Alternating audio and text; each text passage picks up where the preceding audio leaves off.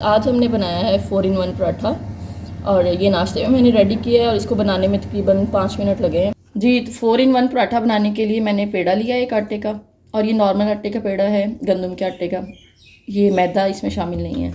इसको मैं बेल लेती हूँ जी। रोटी मैंने बेल लिया, अब मैं इसको ऐसे कट लगाऊंगी। एक शार्प सा नाइफ ले लीजिएगा आप। उसके बाद इसके ऊपर ऑयल, एक साइड पे थोड़ा सा ऑयल लगा के स्प्रेड कर लूँगी। उसके बाद इसके ऊपर मैं हल्की सी चिली फ्लेक्स डालती हूँ, बिल्कुल यूँ हल्की सी। आप स्पाइसी अपने हिसाब से कम या ज़्यादा कर लें। इसको स्प्रेड करती हूँ। उसके बाद इसके ऊपर थोड़ा सा नमक जी। ये 4 in पराठे की एक साइड बन गई है। बाकी 3 साइड मैं एक साइड पे आलू की लेयर लगाऊंगी। आलू मैश करके इसके ऊपर मैंने नॉर्मल मसाले डालने हैं, नमक, मिर्च और ज़ीरा, गरम मसाला। इसकी थिन सी लेयर लगानी है, बहुत मोटी नहीं लगानी।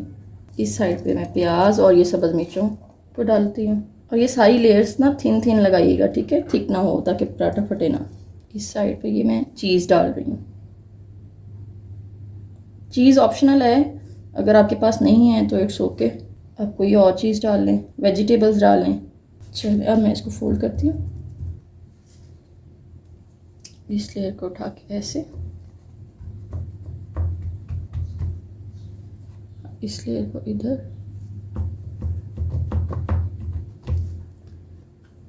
और इस लेयर को ऐसे जी।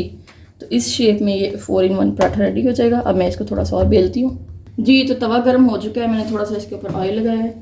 आप ऑयल लगा लें, देसी घी लगा लें, वैसे मैंने देसी घी लगाया है, ठीक है। और ये मैंने पराठा थोड़ा सा और बेल लिया था, ज़्यादा नहीं इसको बेलना, ठीक है।